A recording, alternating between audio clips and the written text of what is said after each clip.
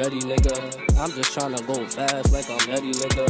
I'm just tryna be furred up like a Yeti, nigga. Bun OG with Welcome, folks, to your Reality Gurus, the show we take a commonsensical approach to issues through complex conversation. You know I'm your host, T. Cleves. And folks, make sure you check out that youtube.com/reality guru show. Consider subscribing. Listen, we got an interesting story for today. Listen, we got my man over here, Dela, aka blackdollars.ca. Make sure y'all follow him on Instagram.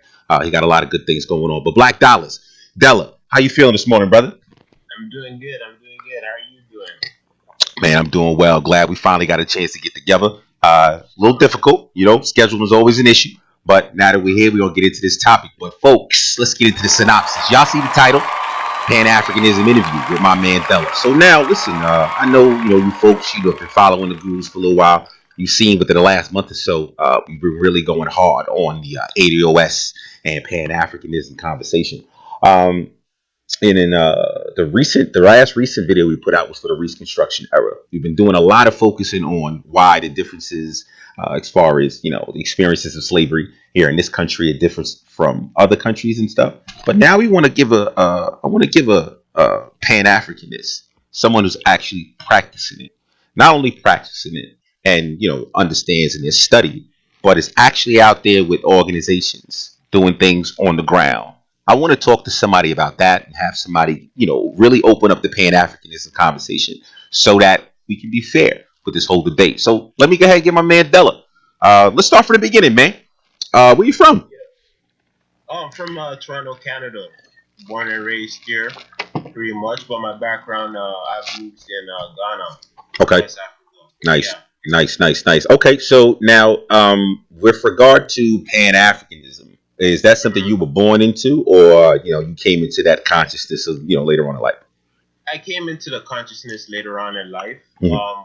I'm part of the All African People's Revolutionary Party, Mhm. and we have a chapter here in Toronto. We're the only chapter in Canada at the current moment.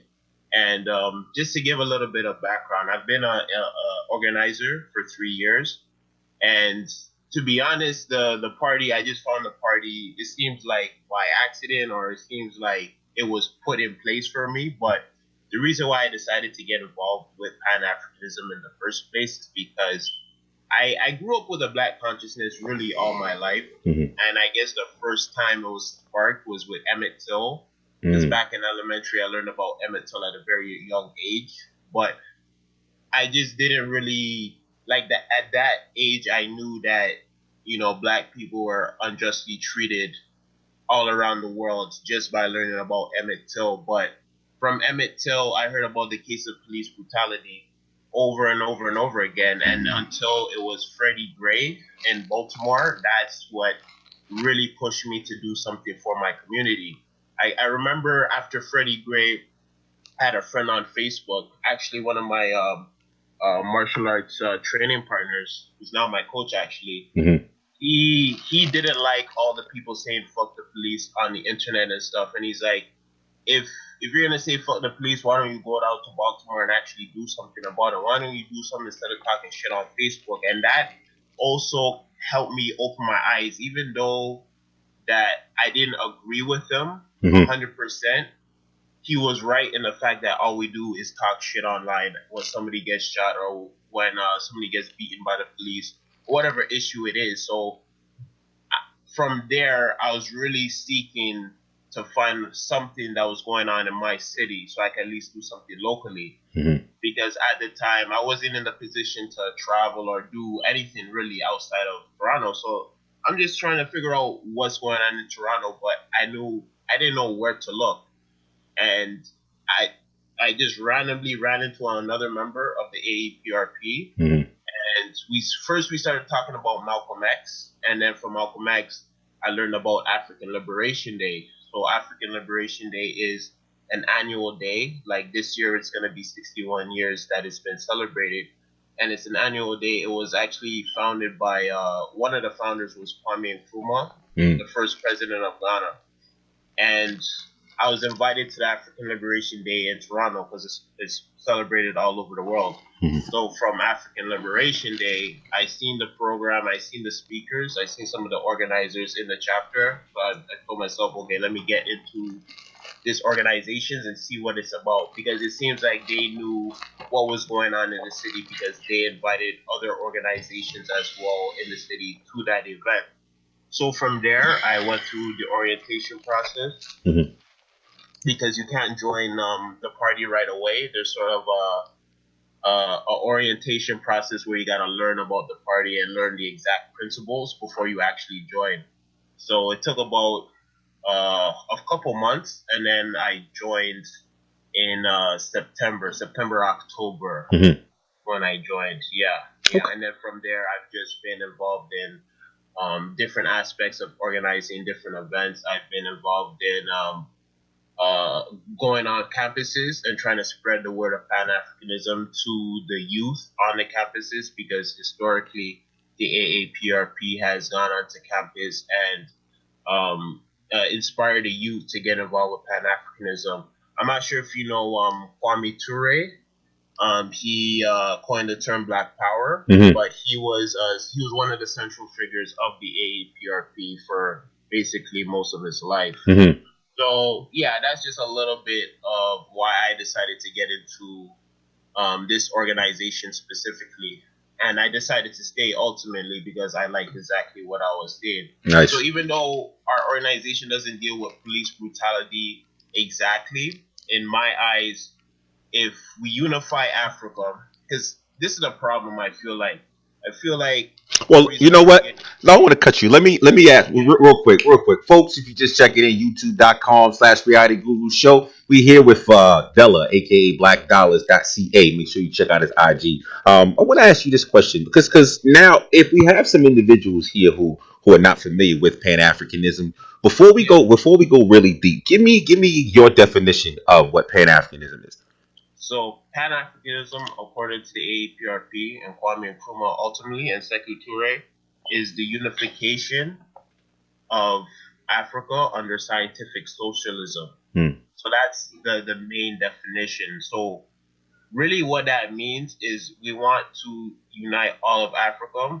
We want to get rid of the borders between each country, because that's one of the economic ways to keep the countries down Mm-hmm. is through the borders. I don't know if you noticed, but America has their currency, Europe has their currency, Canada has their currency, but Africa has several other different currencies, right? Mm-hmm. So that's one of the ways that economic oppression is affecting Africa. I don't think people realize, but it's easier to come from the West to Africa than actually go from Africa to the West. So that's one of the things I want people to really think about and let that sink in, because the dollar is very strong in the West. So that's one of the ways that we can utilize the dollar to help bring back to Africa and set up whatever businesses or whatever initiatives that you may want to do in Africa, if you have the right links, of course, and then do the right research. Mm-hmm. Mm-hmm. Yeah, but the definition is scientific socialism. No, sorry. The definition is unified Africa under scientific socialism, and how we do that is through political education at the basic level. So we do get together. We do study several Pan African materials, but not only do we study the Pan African materials, we study it, analyze it, and apply it into today's times, because these materials people would call these materials outdated, but unless you have like-minded people with you to study the materials and apply it to what's going on to our current situation, because we have several different chapters, Mm-hmm. and all these chapters have different problems. The problems in Toronto chapter is different from the problems in California, or the problems in Ghana, or the problems in Tanzania, right? Mm-hmm. So we have to apply these teachings to our current situation for whatever we're dealing with, and we do that through the work study process. Mm-hmm. So basically, what we want to do with the political education is educate the masses, and once we educate the masses, it's a bottom to the top approach, because now the stage of Pan Africanism we're at, I see different stages of Pan Africanism, and I guess I wouldn't call it the prime of Pan Africanism, but we'll call it like the golden era, when Kwame Nkrumah, Patrice Lumumba, Sekou Toure, when all these different leaders were in charge, they were in place to actually push Pan-Africanism forward at a government level. But now we don't have anybody in government, I guess, except for what Julius Malema is doing in the EFF. But other than that, really, we don't really have many people in power that actually get Pan-Africanism done. So I think people are confusing the stage of Pan-Africanism that we're at right now, and we're expecting the African leaders to implement Pan-Africanism, but the African leaders are just puppets, basically. What I mean from the top down, from the top up approach is that we have to educate the masses, and once we educate the masses, then we can vote for whoever we want in office. So as far as so then let's ask this question. As far as the effects, like what would Pan-Africanism look like as far as policy is concerned? So if you're saying that there's not many like leaders who are Pan-Africanists in position right now, if there were, what would be some of the things that they would be trying to implement? What would Pan-Africanism actually look like if we had people in power?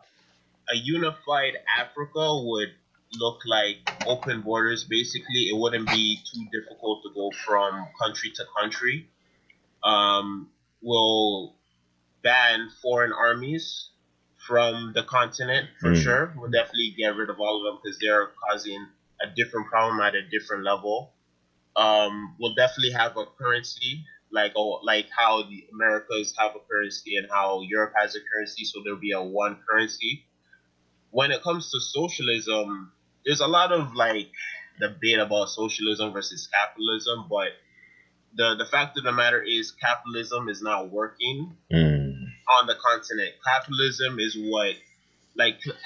was built off of slavery, to keep it 100. So to try and to continue to implement capitalism, especially on the continent, when on the continent the workers are getting pennies while they're mining diamonds, while they're mining all the resources. So all the resources are coming out of Africa.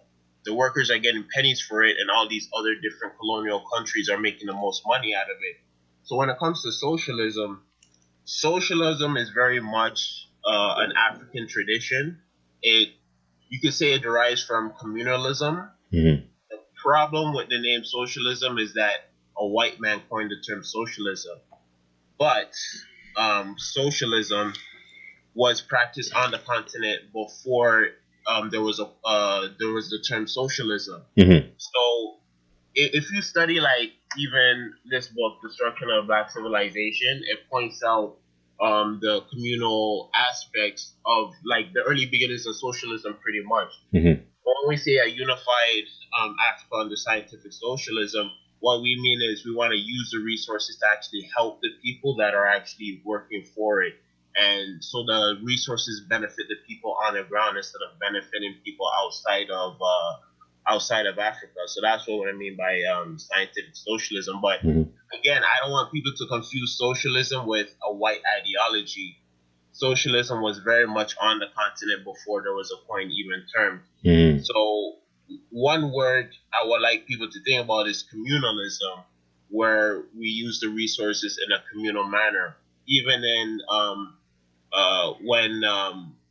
when somebody wanted to use a land, like let's say there was a chief. If a chief wanted to use a land for a different purpose other than for the people, he would have to go through the council before he's able to do that. Like the land did not belong to the chief, the land belonged to the people. So if you read the book Destruction of Black Civilization, you're gonna see examples of that. But that's what I mean by a unified Africa under scientific socialism, is for the resources to be used for the people instead of being used against the people and funding every other anti-black system in the world, pretty much. Okay, so then, all right, this is interesting. Again, folks, we're here with Dela, aka IG Black Dollars. That's CA. Make sure y'all follow that, brother. We're talking about Pan-Africanism in depth. Now, this is the question that I have, because you always hear about, we all need to go back to Africa. right? Yeah. Like, in order for us to be able to, achieve what we need to achieve, we need to all Yeah. go back. Now, it's funny Yeah. that you mentioned how it's easier for us to go, from west to the continent as opposed to. But here's my question, man. Yeah. If the continent of Africa, and because I'm not talking about any specific countries or anything, but Yeah. if this United States, or the richest country in the world, right? Yeah. But explain to me how you make the argument to someone living here that Yeah. their situation would be better if they went to the continent, because this is where the struggle is for me. And I'm not talking about someone who's not achieving any level of success here. I'm talking about, let's say me for instance, brother. Let's say me for Mhm. instance. All right, I'm not a wealthy dude or anything like that, but I've achieved a little bit of success in this country. And the Yeah. argument continues to be like, listen, man, we still subjected to all the crap here, and nothing's going to work until you go back to Africa. Nothing there I identify with. Got to be honest with you. I got Um, you you. Yeah. know. So kind of help me understand, what would somebody like me picking up and immigrating to the continent? What would I do? How would I start? How would I begin to create a life for myself and my family in a land that's pretty much foreign to me? This is what I'm saying. I mean, it's definitely gonna help to have people you already know that's on the continent already, so you know exactly where to go. But a good country that you could start would be Ghana. Kinda. And one thing you could do is build a house there. To buy land, build a house, and you have, say, let's say you have a foothold in Africa. So that's what I was saying. It's much easier to go from the west to Africa because of the dollar. So I mean, the Back in Africa movement was started by Garvey, and I get what he was trying to say, but there's problems all over. To be Gotcha. honest, there's problems in the West. There's problems there because a lot of Africans don't even know their own history. Last year, I went to Feel a us. conference for university students, and it was a conference that brought different chapters together in Ghana. It was actually the 50th anniversary of our party last year, so we had a conference there. We met with university students, and then one of the questions we asked them is, who knows about Kwame Nkrumah, Hmm. first president of Ghana? And to our surprise, not many raised up their hands. But it's kind of the same problem that's going on here. Like, not many of our youth know about Malcolm X or MLK, or Mm. either know about them but don't know exactly what they done for our people. So we definitely need to educate everybody on the continent, off the continent. But to go back to your point, like, what could you do, or like, how's that gonna help you? I feel like you definitely built something in America, but how like how safe are you really from all the state violence going on? Like, how safe are you from police brutality? Because if you really think about it, unless we have a superpower, to me, we need to have a superpower. We can have a superpower through free in Africa. Once we have a superpower, we're respected all over the world. Chinese are respected. Doesn't matter where they are, they're respected. Russians are respected. Italians are respected. We're the only ones everybody else is seeing, and they're seeing us with no respect. The only thing they really respect about us is our culture, like how we like to dance, how we like to create things. We're so athletic. Everybody loves our culture, but they don't respect us as people. So unless we get to that level of respect, and that's, to me, that's through Pan Africanism and building up Africa and uniting Africa so it becomes an actual superpower. These instances of state violence, racism, all these different things going on in the media, this really gonna continue to go on and on and on. So to me, definitely going back to Africa and trying to set something up and getting links down there would definitely be beneficial. And also, even just taking a break. I know Americans, Black Americans, they're very prideful of fighting for America, but to me, you got to look at it from an art of war perspective. And if if I'm not saying you, but if you're in like a losing battle or a losing position, Right. why try and fight through it? Why not try and retreat to a place where you could actually breathe, even if it's even if you're gonna be oppressed in a different way, you could actually go to a different country, just stop and just breathe a little bit, pick yourself up, and then try and go back, try and do whatever you want to do back in America. But there's nothing wrong with even just going back and forth, because really we want to get more people onto the continent. We ideally we want to get people to stay permanently, but even just going back and forth, I want to get people to see the benefit of going back and forth from the States to Africa, even if you don't see, even if like you said, you don't know your roots or you don't know where to go and that stuff. But that's the benefit of joining an organization, because we already have those links. We already know exactly where to go.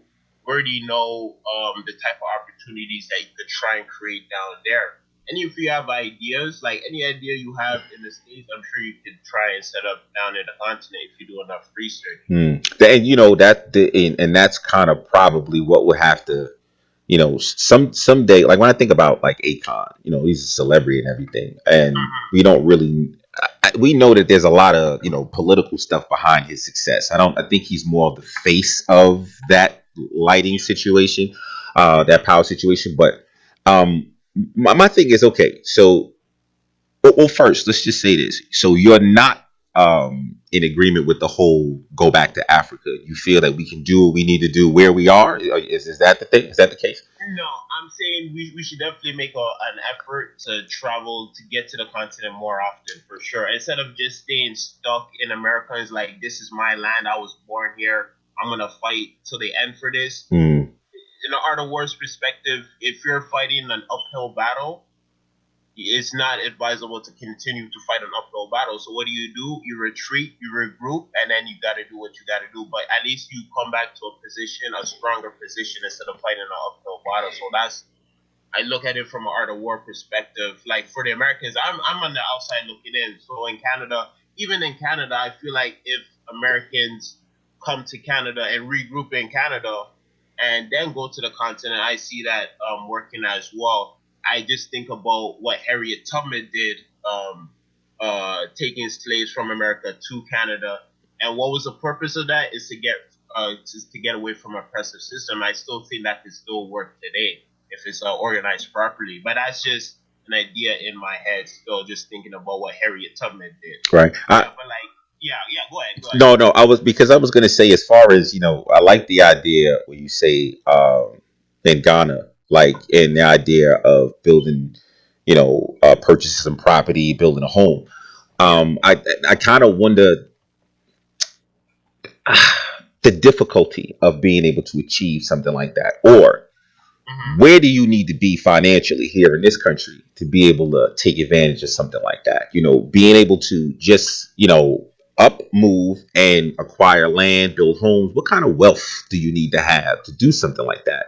I mean, this is what kind of deters people when you talk about this. Coupled with the fact that you don't even know what's going on over there now. So I mean, is the land cheaper out there? Does the dollar, how does it work out there with regard to that? So American dollar, last time I checked, the American dollar to let's say Ghanaian cedi is let's just say it's 5. I'm pretty. It's either 5. We'll say 4.5. Last time I checked, it was 4.5. So $1 will get you 4.5 cedis. In Canada, $1 will get you 3 cedis. So in terms of buying land and building a house, let's say. Yeah, this is folks, pay attention to this right here, because if any of you guys are having any questions about moving back to Africa, if that's what you're focusing on, looks like Black Dollars might give you a little insight onto what it's going to cost you. But yeah, we'll see. Let's see what he gets for us and stuff. But either way, folks, youtube.com/reality guru show. Consider subscribing. We here with IG at Black Dollars CA. Make sure you guys follow him on Instagram. We're talking about Pan-Africanism. Go ahead, brother. Well, what we looking at as far as numbers? So why land and build a house? Yeah, I mean, like, put it like this. Even if, let's say, honestly, because realistically, if you don't have land and a home here, Yeah. so my thing is, what would it take for you to be able to, go to Africa, go to Ghana, and just be able to, exist, survive. We don't have to jump out the park and say land and houses. Yeah. You understand what I'm saying? I'm kind of being that you mentioned that. That's why I said it. Ideally, that might be what you want to do. But if we're talking Yeah. about working class people Yeah. and you're renting here, Yeah.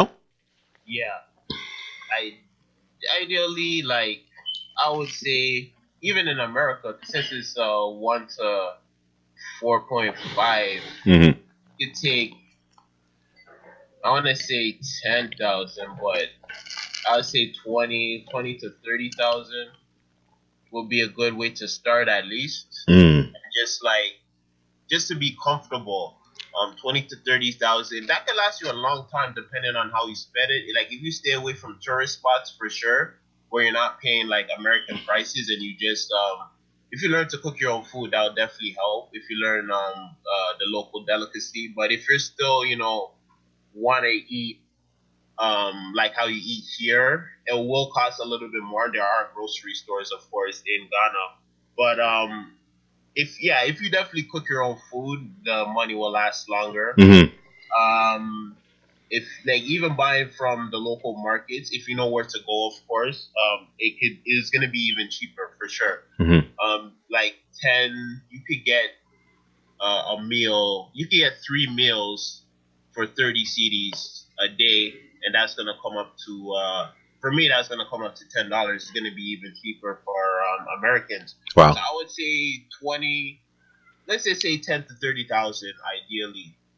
Yeah, 10 to 30,000. And so, and That will go a long way in Ghana for sure. we're talking to my brother Ye about and also a partner of his on a previous show. Matter of fact, the same ADOS versus Pan Africanism, brother Grasshopper, where he says that he had relatives that had gone out to the continent, and the reception was incredible. They were just embraced and things like that. Yeah, And that sounds great, for like a one-on-one individual thing. But here's yeah, here's my question, man. Now let's get a little deep here. Let's get a little deep.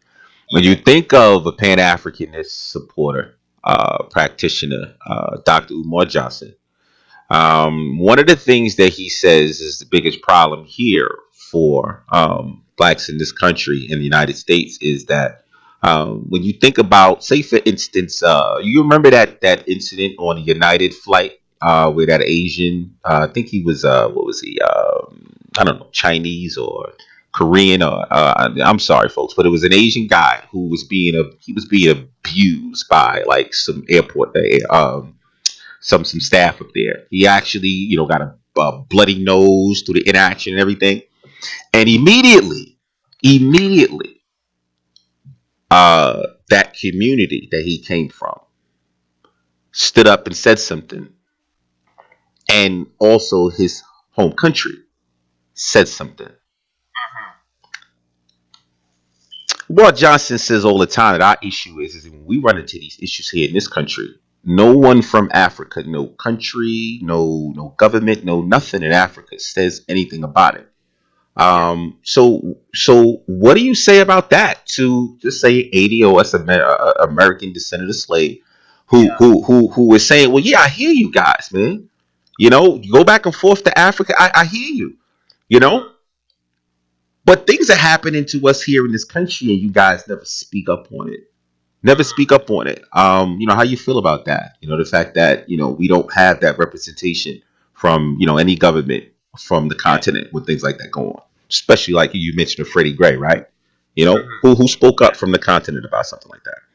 You see, that's what I was talking about, the different eras of Pan Africanism, because the era we're at now is the era we're at now. The objective we want now is to build up the masses. Mm, Because we're at like the golden era with Kwame Nkrumah, Patrice Lumumba, all those leaders. They're all gone now, and they've all been replaced with neo-colonial puppets. They're all puppets down there. mm, So that's why we have a hard line on political education, and like this is basically like self education.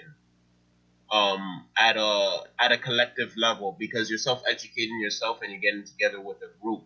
So we need more work studies. We need more people to learn about what's going on the continent, how we got to this position in the first place. So to speak on what Umar was saying, the leaders there are not representing us, because those leaders aren't even for their own people. They're for their colonial mothers. So that's a basic reason why nobody's speaking up. Nobody's speaking up is because no leaders are speaking up, I should say, is because they're all puppets by the end of the day. So we got to figure out how we're going to get rid of puppets. According to us, we'll get rid of the puppets through political education, because once the masses know that the power is in their hands, then we could put whoever we want in office, or we could vote out anybody we want in office as well. So that's, to answer that question, they're all puppets. So we can't confuse those puppets being part of Pan-Africanism, because they're our enemies. Though all those leaders that you're talking about, they're Pan-Africanist enemies by the end of the day. We don't want them in office as well. So that's why they're not getting the representation, because we don't have the proper people in place to have the representation. And that's why I go back to unified Africa, because once we have a unified Africa and a superpower, then we could speak to other countries and saying, why is this going on? But until we get to that point, until we get to get rid of the puppets, then we're not going to really hear anything from the continent when it comes to police brutality.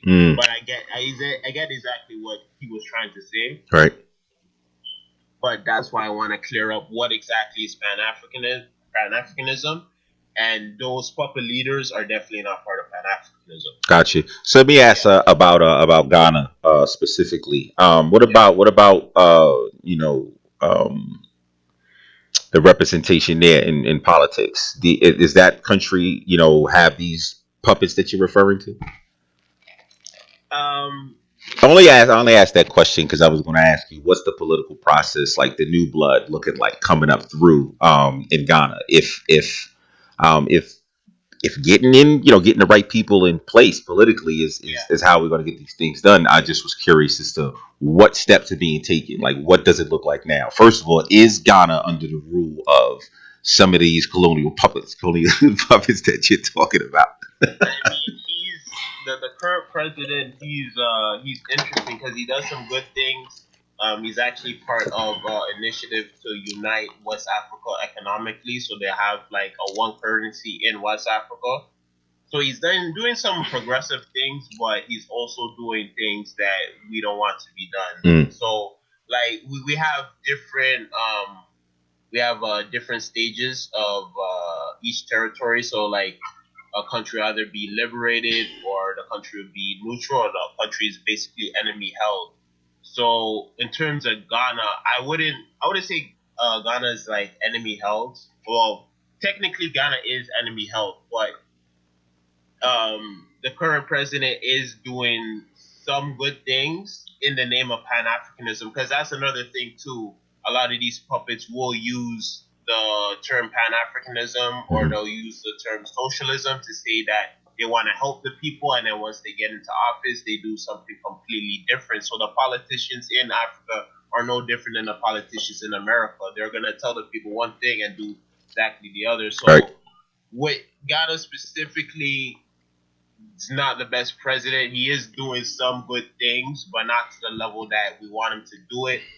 But Ghana is still very much more progressive than a lot of other African countries at the moment right now. That's interesting. So how receptive to Americans immigrating to say Ghana? How receptive is the government to something like that? Actually, the current president actually is encouraging people to come to Ghana and expat back to Ghana, actually. So he's actually encouraging it. So that's what I'm saying is it's kind of dicey with the current president, because he's doing some things, but then on other aspects, let's say let me give the example of the Gandhi statue. I don't know if you're aware of Gandhi and his racist history, but basically Gandhi has a statue on the University of Ghana. Students took it down last year. And then India took scholarships from Ghanaian students in India or that was coming to India because of Wow. what happened. And then what the government did was they said that they weren't gonna put the statue back up in the University of Ghana, but they were gonna put the statue back up somewhere in the city and also inaugurate the statue just to calm down the Indian government. So you see, there's you know he's doing some good things, telling Black Americans to come back. But the motives of that, I'm not sure because I'm not sure if he wants just celebrities to come back. Because I don't know if you've noticed a lot of celebrities have Yeah. been going back to Ghana. Yeah, exactly. So I don't know if he just wants to do that for show to get the celebrities in, get a little bit of celebrity coin at the same time. But yeah, that was just one example with the Gandhi statue that I didn't like at all. So that's why I'm saying it's a little bit dicey when you talk about the current Ghanaian president, Hmm. Nana. I forgot his name. I'm not even trying to say his name, but yeah, Right. Right. I don't like him too much, but he is doing some good things. He is promoting Pan Africanism, but it's not coming from a good place. It's definitely not coming from a place from a Pan Africanist thought for sure. Now, that's interesting. I didn't expect to hear something like that. With regard to would you want to go into a little bit about just touch a little bit on the racist background of Gandhi, just so we can understand? Because really, my next question is going to be about, is there a large population of um, you know people from Ghana who go to India for education, like to school and stuff? I'm not sure, but when I'm not sure the numbers, but when India canceled the scholarship, it was in the thousands. Mm, It mm, was in the thousands. I'm pretty sure it was in the thousands. Yeah. mm. Yeah. A lot of like in general, a lot of African students travel abroad to get their schooling. So I'm not surprised India is one of those countries.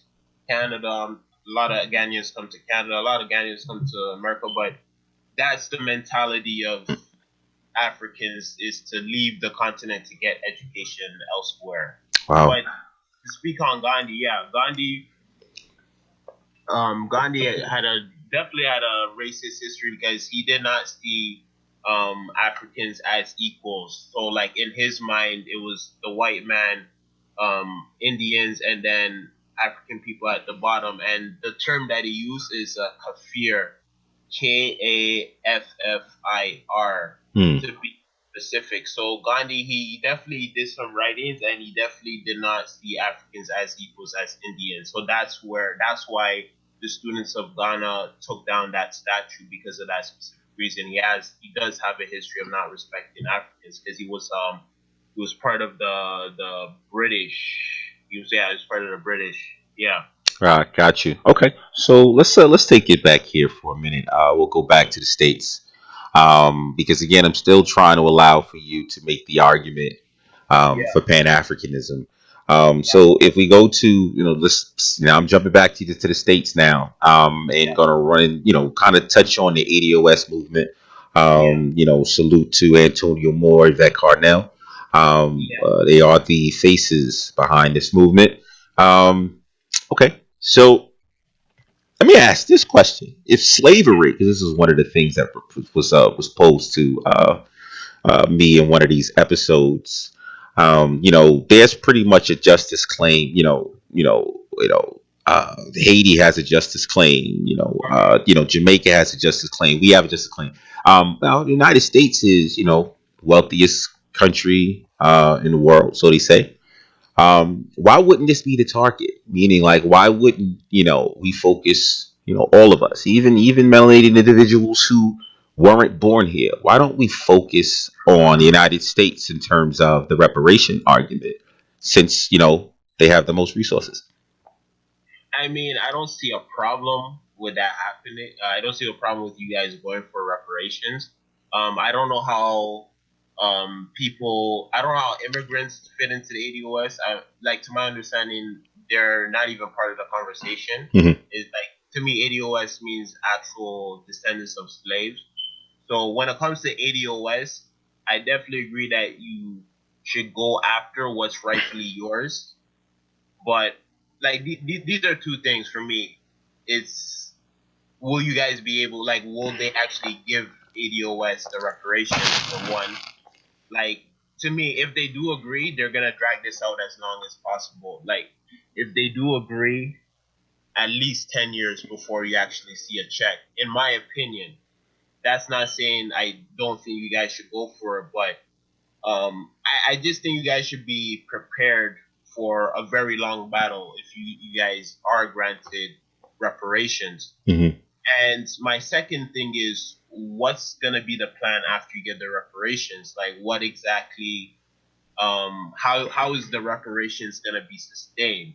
Mm-hmm. You know, because if the reparations are not gonna be sustained and you're gonna lose it, you're just gonna end up back in the same position. I don't think everybody is just gonna spend it, but I do think a good portion, because they don't have political education, they don't know the opportunities that's going on back home.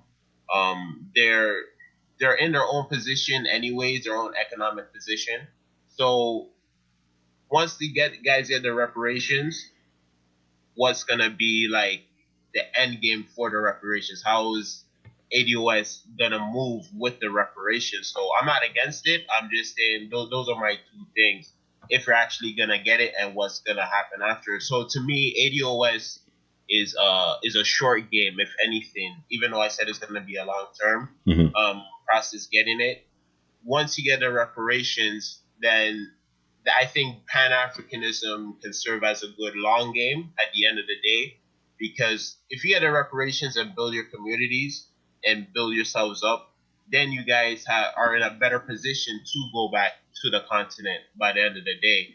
But I don't want to dictate, like me being Canadian, I don't want to dictate what ADOS should do with the reparations.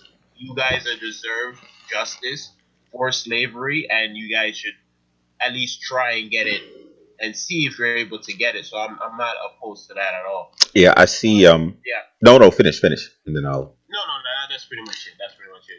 Yeah, so the thing here is, I had to tell Andy in the New Blood ADOS video we did, episode we did. I had to tell him that, it's not just about that check. I mean, there's compensation that needs to be put out there, but it's not just about that check. It's more important about having the right people in place politically, so that these reparations or this check, this money or whatever could be distributed where it needs to be. The problem is our Congressional Black Caucus.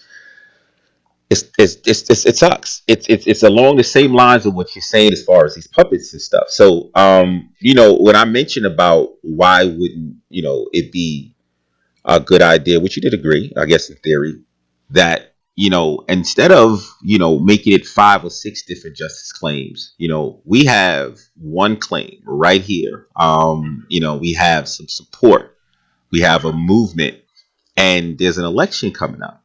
You see what I'm saying? And the problem with us here in this country, we allow our politicians to just pimp us. I mean, we're hoes. My man Ray said it, so eloquently, that we're hoes, man. We give it up for free. You understand what I'm saying? We sit here, we support, we have these, Democratic politicians, and they bring them on shows, with black hosts, and then they're dancing and doing all kinds of crap. And the thing about it is like, when you have the opportunity to have a politician on your show, instead of you talking about the real issues, you're fucking singing and dancing. You understand what I'm saying? It just doesn't give, same thing you say down there with these puppets, man. It doesn't give these puppets, any real incentive to do anything for the people. I just think, this infighting, man,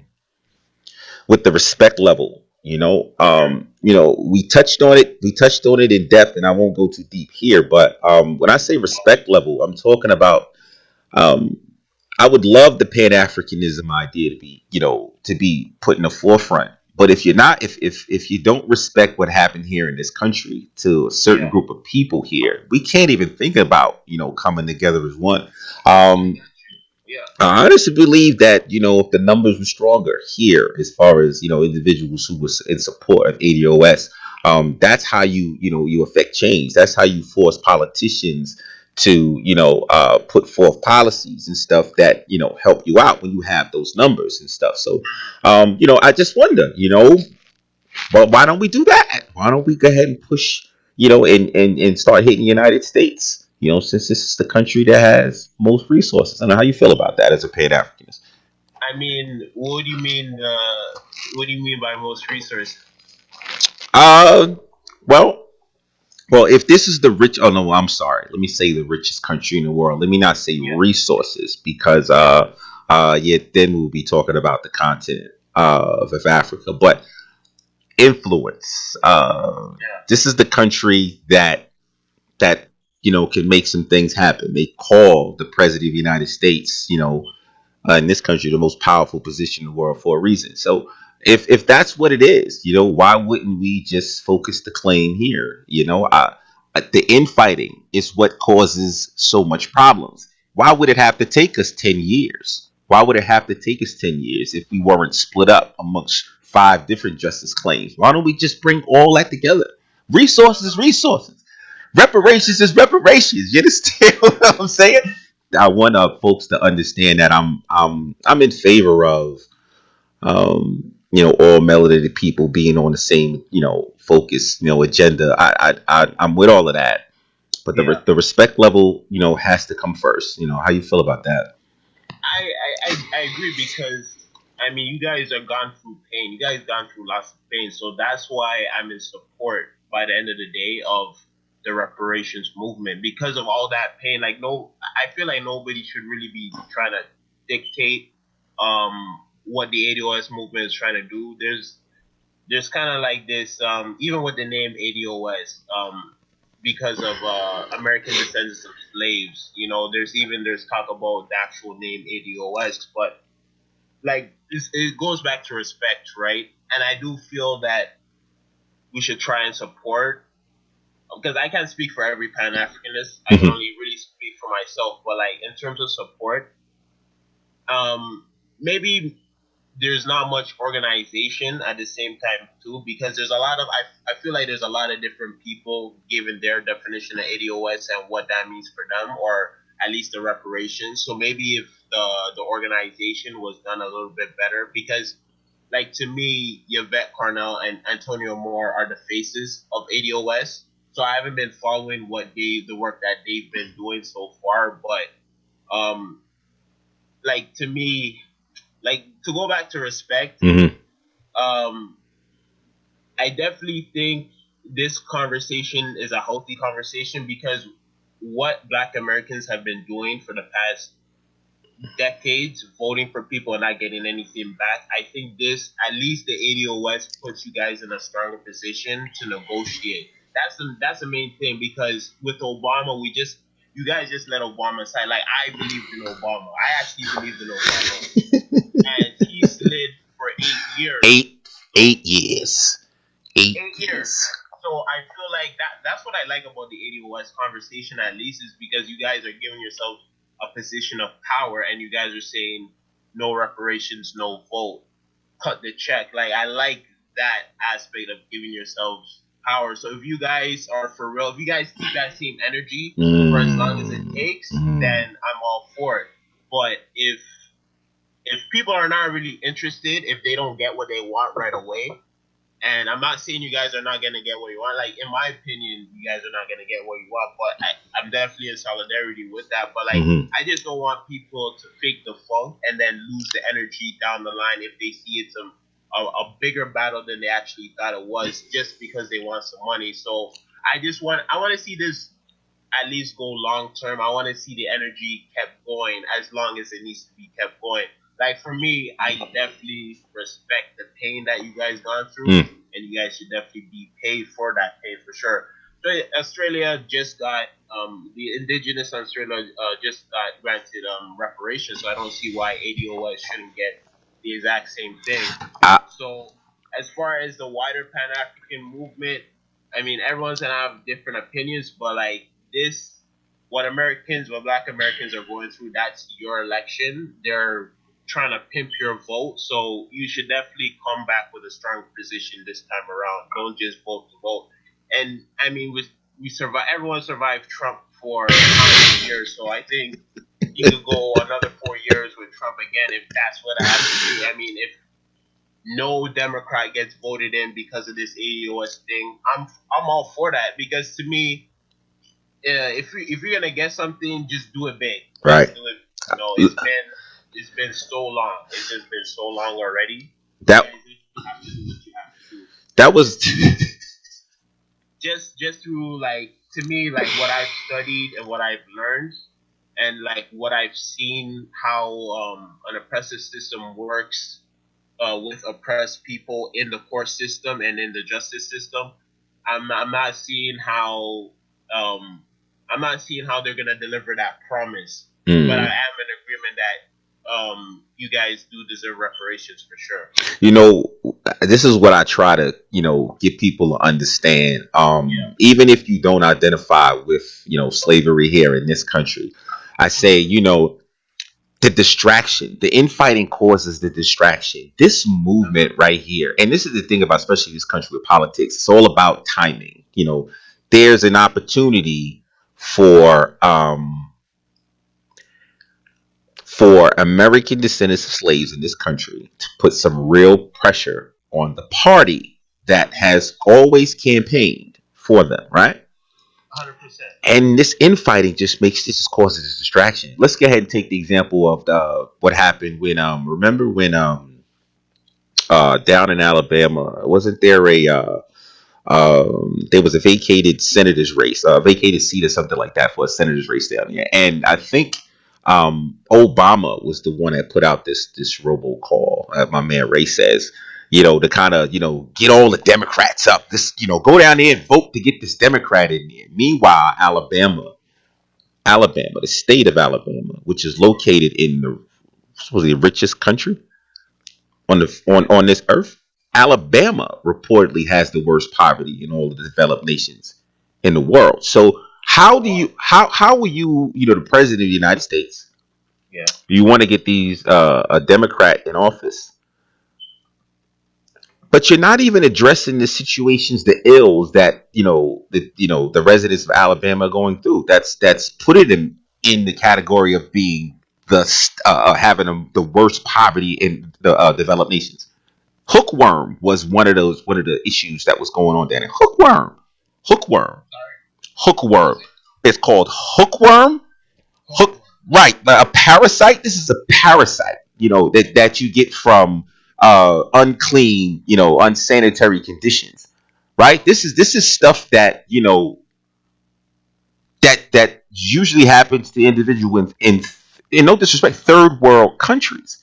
Not a first world country. Third world countries are usually subjected to stuff like that, and it was rampant. So now this is going on before you need to get this senator in there. So how come you weren't addressing that? Obama. I'm glad you brought him up, because he did nothing. He did absolutely nothing for descendants of slaves in this country, but he did give reparations to Holocaust survivors, or the descendants of the Holocaust victims and stuff. Yeah, Obama did that. So yeah, when you talk about Obama, 8 years and he slid, and black people let him get away with that shit right here in this country. And even so, they still talk so highly about him. And when I asked the question, what did he do for black people? He gave us hope. He gave us hope. He gave Holocaust. He gave the descendants of Holocaust victims a check, but he's giving black people hope, right? So I tell people, man, the distractions. And it's interesting you mentioned, if we could suffer for Trump for another 4 years, because, I've been considered, and labeled a Trump supporter, which is not really what I am. What I'm in support of is the fact that black people have been so focused on politics since he's been in office. That's what I enjoy. When Democrats were in office, Obama was in office, we were hypnotized for 8 fucking years. 8 years.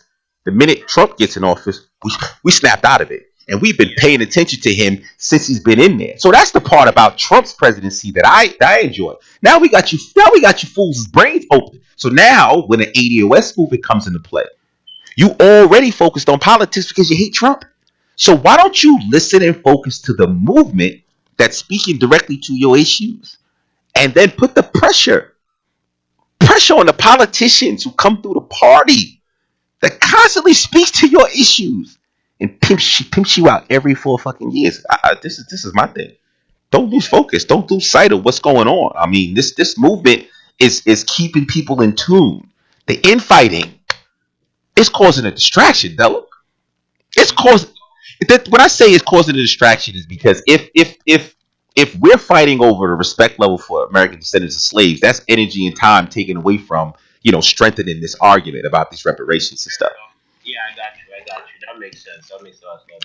And we were having this conversation a couple of weeks ago, and no one, they just weren't seeing it, and every one of these brothers that was up there support Pan-Africanism. So that's why I was glad when I had you here and off cam. You said that you were in support of the movement, right? I like that because that's the attitude that I like to hear from anyone who didn't come from that lineage. Mm-hmm. Just respect the fact that these people have a justice claim here in this country, and let's not disrespect them. Let's just support them. Or if we're not going to support them, sit back, shut up, don't say anything. Don't be this cat with a blog or a show, and you're referring to ADOS as some Russian hoax or some. Come on, man. Yeah, that stuff I didn't like. I didn't like when that's the type of stuff that I didn't like. When it gets to that level of that's the level of disrespect I see. Because the other conversations, I see it coming from a place of good intentions, but when we get to like this Russian bots and all that crazy shit, I'm definitely not for all of that. That's just craziness. Indeed. Well, let's do this, man. We've been going for a little while now, so folks, how this goes. Around this time, we hit the final thoughts. Listen, we here with Dela. His IG is at blackdollars.ca. And he's been enjoying. I've been enjoying his conversation with regard to Pan Africanism. But now, brother, give me some of your final thoughts, man. Is there anything that you want to touch on? Any highlights you want to bring to any organizations that you're with before we get up out of here? Well, yeah. I'm with the All African People's Revolutionary Party. You can go to www.AAPRP-intl.org. And you can check out the website, get more information. There's also a questionnaire sheet that you could fill out and see if there's a chapter in your city as well. We also have African Liberation Day coming up May 25th, Saturday, May 25th. So you can go to www.africanliberationday.net. Hold on, let me get the exact okay. website, just so I make sure this is correct. Yeah, folks. Make sure you guys. We'll have all of that information that he's putting out. We'll have it in the description, so you guys can check that out. Do your own independent research and follow what these folks are doing out there. Regardless, Google's we're international now, man. We have an international, not international, but he's not from this case. He's not in this country, so I consider it international or whatever. We have a first guest, you made history for us, brother. But go ahead, finish up with the stuff you want to put out there. So check out African Liberation Day, Saturday, May 25th. You can see if there's one in your city at africanliberationday.net. And basically, what I want to say is, like, I'm from the Toronto chapter. I've been involved for 3 years.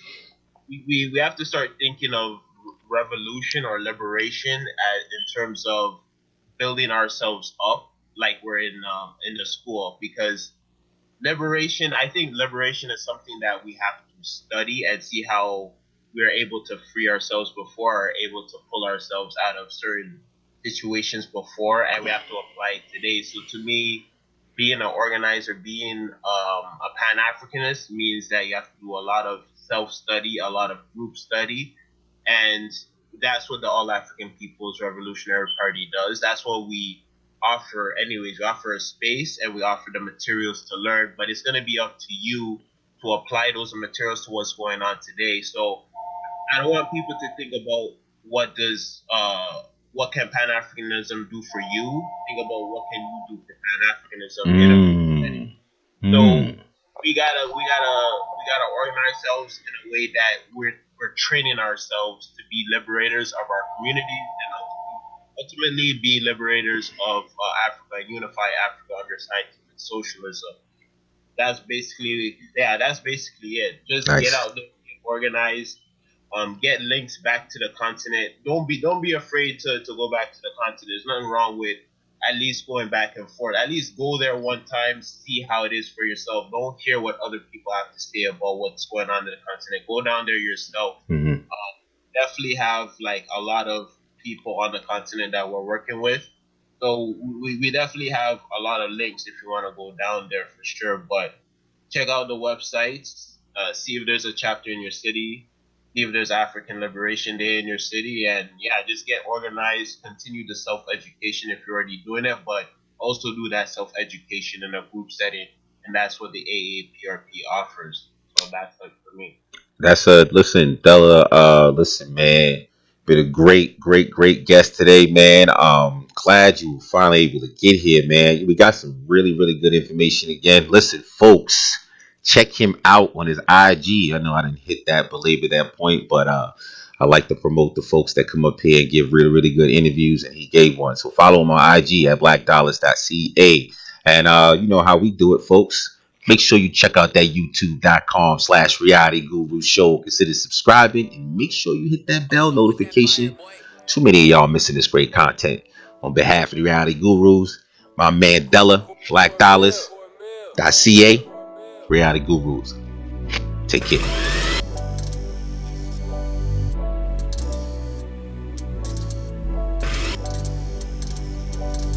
Yeah, I'm gonna come up, yeah. I gotta run it up, yeah. I gotta get these bucks.